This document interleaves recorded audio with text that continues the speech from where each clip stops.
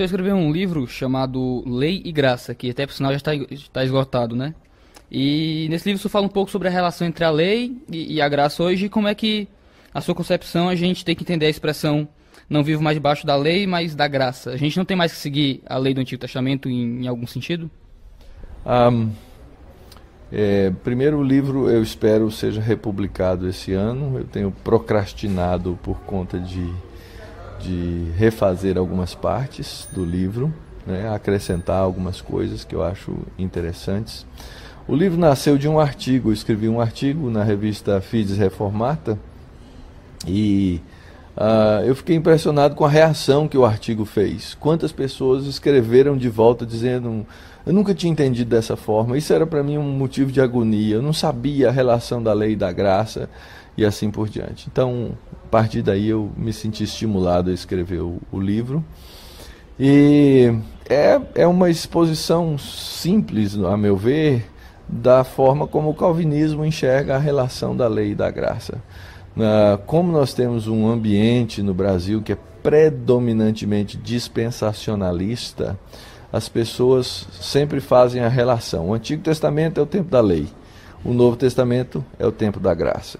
E aí eu sempre faço a pergunta: então no Antigo Testamento tinha gente salva? No Antigo Testamento acho que tinha. Começa com um acho a resposta, né? Pois é, Abraão, Moisés, Davi, eles eram crentes ou não eram? Eram. E eles foram salvos? Foram salvos, eram crentes, foram salvos. Foram salvos pelo quê? Pelas obras da lei?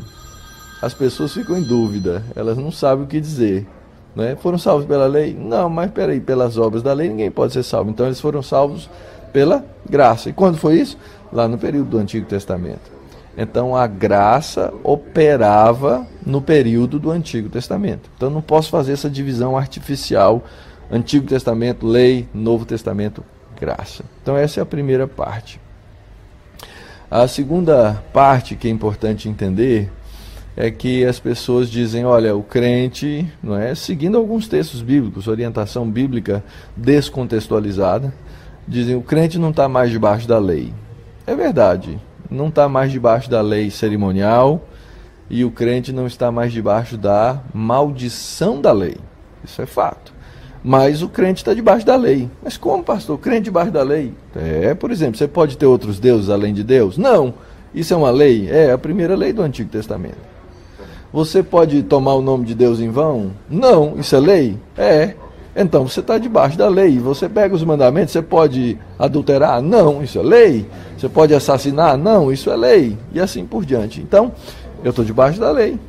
Eu tenho que seguir a lei de Deus. Mas a lei, para o crente, ela não é instrumento de salvação. Então, na ordem bíblica, o crente é salvo primeiro. Depois que ele é salvo, ele é liberto da maldição da lei. Ele tem Cristo que cumpriu integralmente a lei. Tem Cristo que aboliu a necessidade do cumprimento da lei cerimonial, porque ele já cumpriu toda ela em si mesmo. Ele veio cumprir a lei, cumpriu a lei de maneira plena, não é? E agora eu tenho liberdade, pelo poder do Espírito Santo, para viver como salvo uma vida que seja agradável a Deus. Ora, como é que eu sei como é que eu vou agradar a Deus? Eu agrado a Deus quando eu cumpro a vontade dEle. Como é que eu conheço a vontade dEle? Eu conheço a vontade dEle através da palavra dEle. E a palavra dEle é a lei. Então, na verdade, eu não prego um antinomismo e eu não quero pregar nenhum legalismo. Salvação pelas obras. Mas o crente, uma vez salvo, agora ele tem a palavra de Deus, a lei de Deus, a orientação de Deus, que está espalhada por toda a Escritura, que ele precisa viver, se deleitar. Quando você lê alguns textos no Antigo Testamento, você vê que o salmista ele tem prazer na lei de Deus. Ele ama a lei de Deus. Por quê? Porque ele é salvo, porque ele é crente. O incrédulo não ama a lei de Deus porque ela é condenação para ele, mas o crente ama a lei de Deus, ele deseja a lei de Deus, ele aspira à lei de Deus, não é? Então, nesse sentido, é que nós precisamos entender essa relação de lei e graça. No ano que eu lancei o livro, um pregador inglês foi pregar na minha igreja, e ele foi falar sobre o tema graça.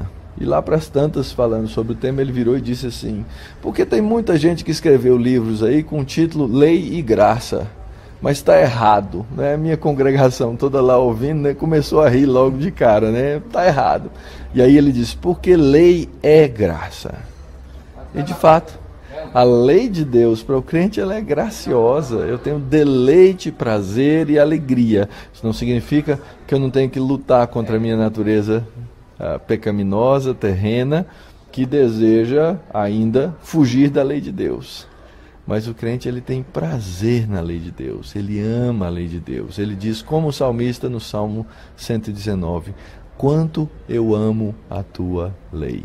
Eu acho que respondi todas as questões, não foi? Sim, sim.